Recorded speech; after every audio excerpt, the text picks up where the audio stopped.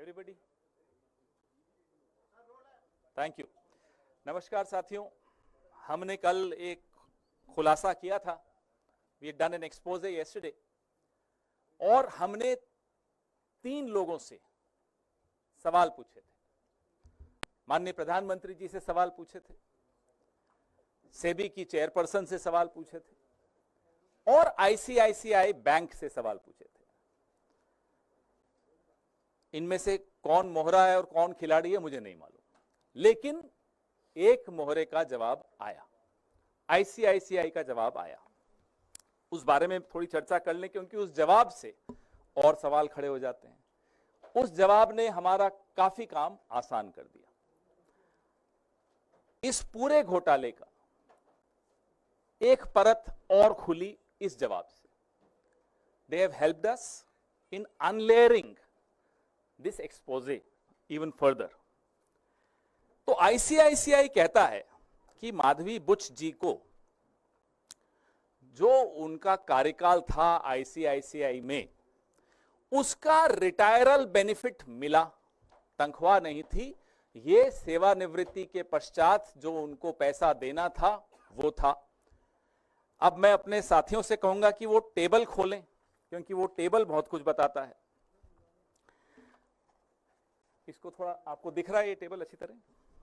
नहीं, यहां से पीछे दिख ही रहा। तो आप देखेंगे कि माधवी बुच जी आईसीआई से रिटायर हुई और उस वक्त उनको कुछ ग्रेच्युटी मिली। टेबल में आप देखिए 71,90,000 2013-14 में उनको ग्रेच्युटी मिली। उसके आगे लिखा हुआ है अलाउंस ग्रेच्युटी फंड।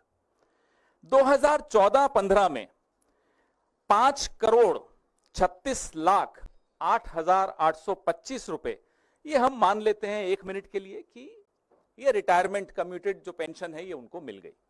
चलिए मान लिया। उसके बाद मुझे एक बात बताइए कि किसी भी व्यक्ति को रिटायरमेंट के पश्चात हर साल पेंशन का अमाउंट बदलता रहता है क्या? बीच में बंद हो जाता है क्या और फिर से शुरू हो जाता है क्या? कभी हुआ ऐसा? मैं बताता हूं कैसे हुआ। यहां अगर 2014-15 में सब सेटलमेंट हो गई आईसीआईसीआई की और माधवी बुच जी की, और 2015-16 में उस टेबल में आप देखिए कि उनको वहां से कुछ नहीं मिला, नो सैलरी लिखा हुआ है, तो फिर 2016-17 में फिर से क्यों मिलनी शुरू हो गई?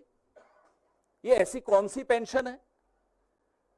सेटलमेंट हो गया, 5 करोड़ के लगभग आपने दे दिया, ग्रेच्युटी आपने दे दी, फिर आपने देना बंद कर दिया, लेकिन 16-17 में फिर से शुरू कर दिया। ये बड़ी चमत्कारिक पेंशन है, फिर से मिल गई। ना केवल इतना, अब मैं आपको इस टेबल पे फिर से देखने को कहूंगा। इस टेबल में आपको 2007 से लेकर और 2013-14 जब तक वो आईसीआईसीआई में थी, उनकी तनख्वाह दिखाता हूं। एवरेज अगर आप इसकी निकालेंगे, if you take out the average salary, annual salary of Madhavi P. Buch ji when she was in the ICICI between 2007-8 and 2013-14, the average comes out to be 130 lakhs, 1 crore 30 lakhs, 1 crore 30 lakh.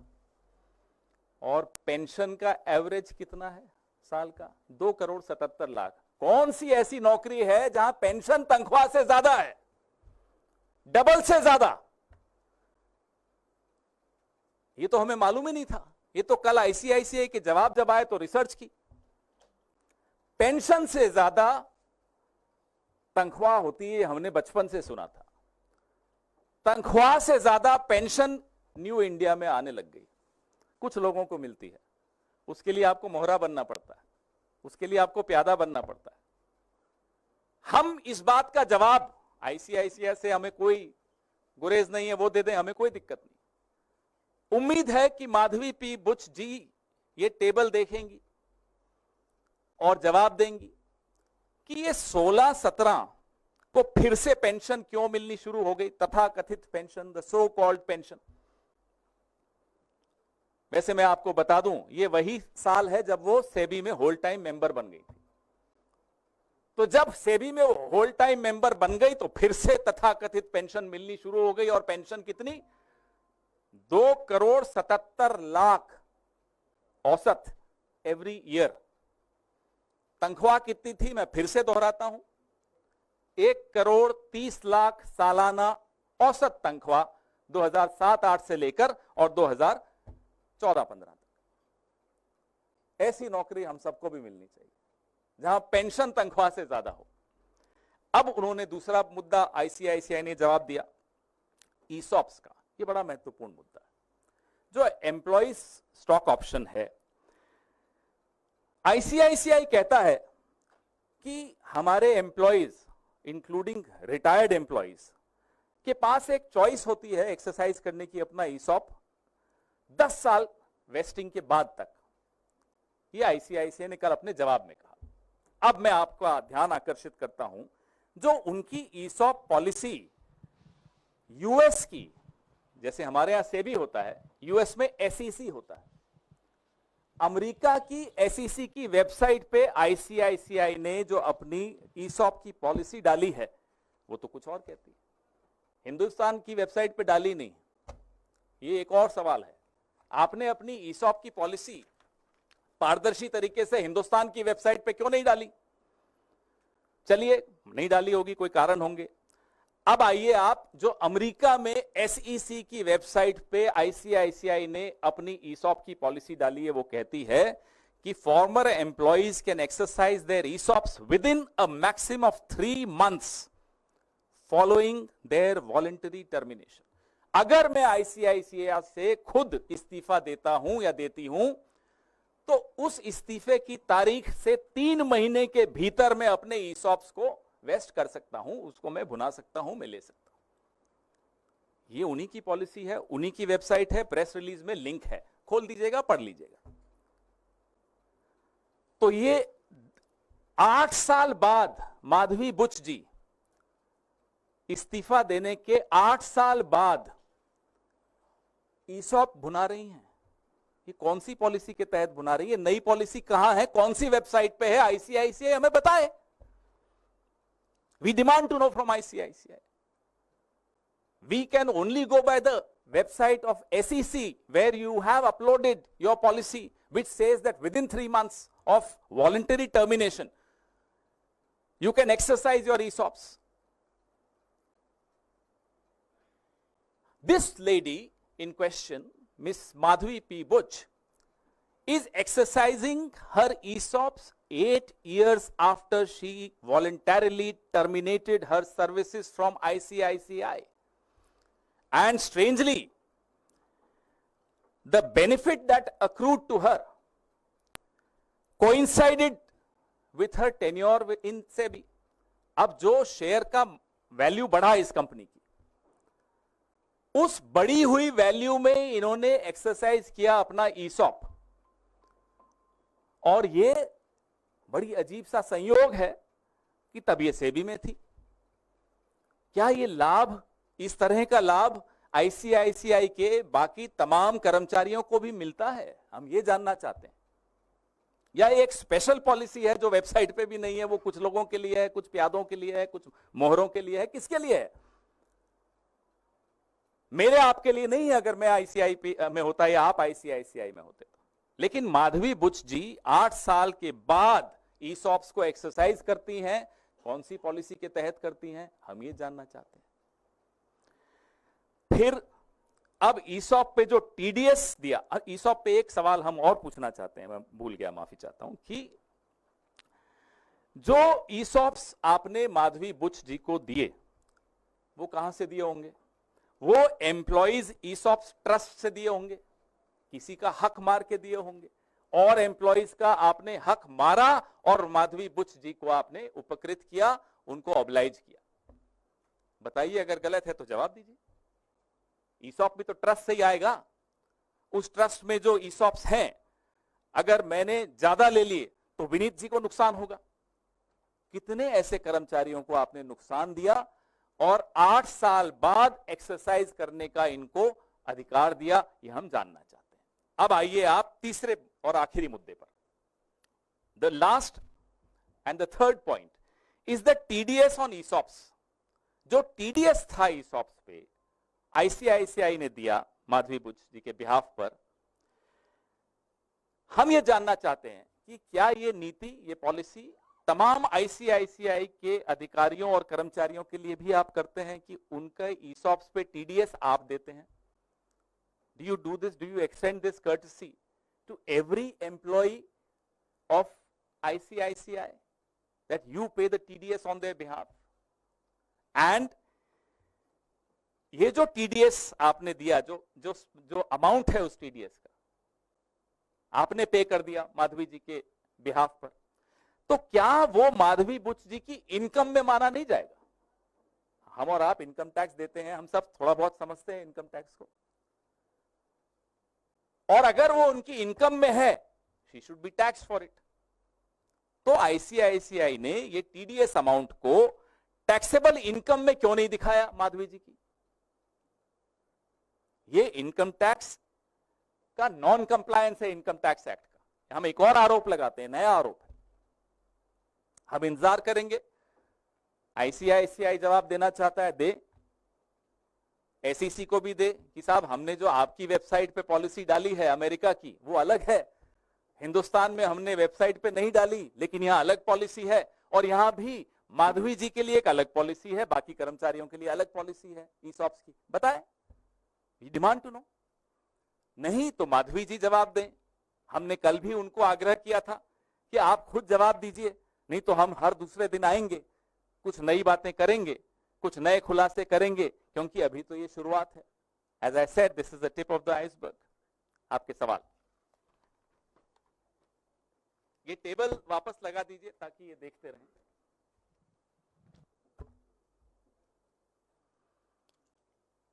कोई confusion तो नहीं? मैंने बड़ा simplify करके कोशिश की है समझने की भी और समझाने की भी। पवन जी, मेरा सवाल आपसे ये है कि आपने कल भी प्रेस कॉन्फ्रेंस की और आज भी आपने प्रेस कॉन्फ्रेंस की, सरकार की ओर से या बीजेपी की ओर से कोई जवाब नहीं आया। क्या आप लोग कोई कानूनी सहारा भी लेंगे इस मसले को लेकर? आपको जो अभी जवाब आ रहे हैं ना, ये किसी को बचाने के लिए आ रहे हैं। जिनको बचाने के लिए जवाब आ रहे हैं वहां से आप किसी जवाब की उम्मीद मत करिएगा। उन्होंने अब अपने मोहरे आगे रखे हैं, अभी मोहरे जवाब दे रहे हैं, लेकिन शतरंज के खेल में खिलाड़ी को बचाने मोहरे नहीं आते। ये पहली बार हो रहा है, यहां भी नहीं बचा पाएंगे। रही बात कानूनी सहारे की, इंतजार कीजिए, अभी शुरुआत है, अभी तो बहुत कुछ आना है।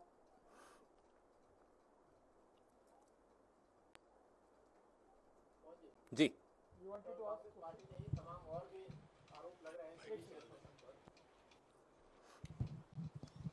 कांग्रेस पार्टी के प्रेस कॉन्फ्रेंस के साथ साथ और भी आरोप लगाए गए सेबी चेयरपर्सन पर, और कई प्रूफ भी दिए गए कई लोगों के द्वारा कि भाई वो करप्ट हैं सेबी चेयरपर्सन, और उनके खिलाफ कार्रवाई होनी चाहिए, सबूत भी है उनके पास। ये जो आरोप हमारे अलावा जो लगे हैं, भाजपा के एक पूर्व सांसद ने लगाए हैं, कोई छोटी बात नहीं है।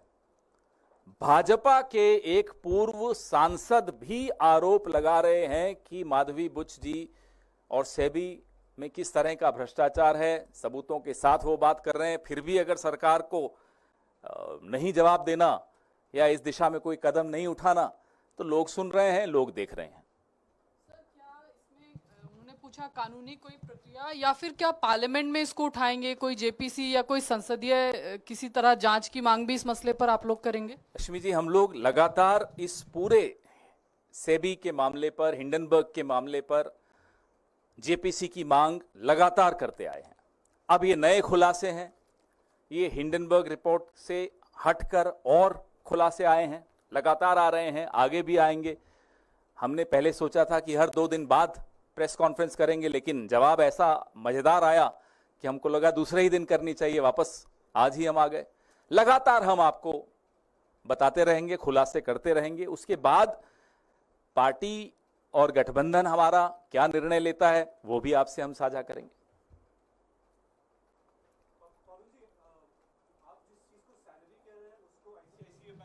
रिटायरल बेनिफिट्स बोल रहा है, तो आपके ग्राउंड्स क्या हैं ये कहने के कि this is a salary? I told you, how can the so-called retirement benefits or retiral benefits or pension be more than the salary that she drew when she was working in the ICICI.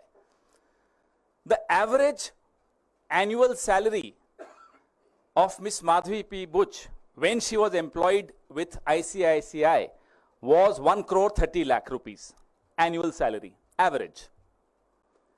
The average pension or the so-called retirement benefits turn out to be 2 crore 77 lakh per annum. Now how is it even possible? And in case this is retirement or pension, retiral benefits or pension, how come there was a break in 15-16 financial year and it resumes again in 16-17, which coincides with her appointment as whole-time member of SEBI? And if you see that table, therefore I want this table to be seen by you constantly. There is a particular year which says no salary. That ended her relationship with ICICI technically. But again, when she becomes SEBI member, whole-time member, the relationship resumes. She starts getting money again, and big sum. We, in fact, now want to demand that SEBI should come out clean, give a clarification, respond to our charges, because at the end of the day, it's the millions and millions of investors of this country whose confidence should remain in these regulatory bodies. That confidence should not get shaken. नहीं नहीं अभी यही sir कौन? हाँ, इसके बाद आपका। सुभाष चंद्र जी से कुछ आपकी बातचीत हो गई है? उन्होंने जो आरोप लगाए, आपने जो सुना, हमने भी देखा। भाजपा के एक पूर्व सांसद हैं वो, उन्होंने भी गंभीर आरोप लगाए, कल ही लगाए, मैं रात को देख रहा था। तो अब हमें उनसे बातचीत नहीं करनी चाहिए, सेबी को हम सबसे बातचीत करनी चाहिए। आईसीआईसीआई ने तो बातचीत की है, और सबसे ज्यादा, अब मैं नहीं जानता कि वो खिलाड़ी हैं या प्यादे हैं, प्रधानमंत्री से भी हमने बोला है, सवाल उठाए हैं, वो भी जवाब दें। उन्होंने खुद माधवी बुच जी को अपॉइंट किया है, वो और गृह मंत्री ने मिलकर माधवी बुच जी को चेयरपर्सन ऑफ सेबी बनाया है, जवाब उनको देने चाहिए। ये अलग अलग फिगर्स है, उसको कैसे इंटरप्रेट करते हैं सर आप? यही हम पूछ रहे हैं, ये अलग अलग फिगर्स क्यों हैं? पेंशन अगर है तो फिगर सेम होना चाहिए। चलिए, कुछ हुआ होगा, हमें बताइए फिर ये ब्रेक क्यों आया, फिर हमें बताइए कि पेंशन तनख्वाह से ज्यादा क्यों है। ये तमाम सवाल इसीलिए हमने पूछे क्योंकि ये टेबल जब आप देखते हो तो बहुत कुछ समझ भी आता है और कुछ और सवाल भी खड़े होते हैं, जैसा कि अब आपके जहन में एक सवाल खड़ा हुआ। पवन जी, भाजपा नेता अमित मालवीय ने एक ट्वीट किया, उसमें लिखा है कि जहां से हिंडनबर्ग ने छोड़ा है वहां से कांग्रेस शुरू किया। जब भी कांग्रेस कोई फर्जी एजेंडा चलाना होता है, खरगे या पवन खेड़ा को आगे कर दिया जाता है। मुझे ये बताइए, सवाल हमने प्रधानमंत्री से पूछा, सेबी से पूछा, सेबी की चेयरपर्सन से पूछा, आईसीआईसीआई से पूछा, ये बीच में आईटी सेल कहां से घुस गई? इनका भी कोई इंटरेस्ट है क्या? तो इस पर भी खुलासा हम करते हैं, जरा ढूंढते हैं। ये आईटी सेल चलाने का पैसा कहां से आ रहा है, ये भी हमें देखना चाहिए। कई लोग आके बताते तो हैं, अब और गंभीरता से लेंगे हम। माइक दीजिए इनको।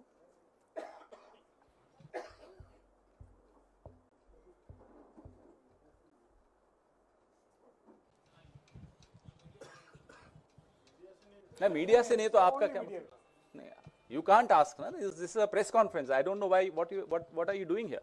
This is not your place. Right now, it's a journalist. So yesterday, when you were asked about the source of your information, you said the onus was on Madhavi Puri to come clean. So do you think you should substantiate your allegations with the source of your information? Let her challenge us. I'm waiting. We are all waiting. Let her come and challenge us first. If I have every information right to the last penny, then obviously we have access to some information. Let her challenge us. In fact, we challenge her to challenge us. हो गया जी? Thank you.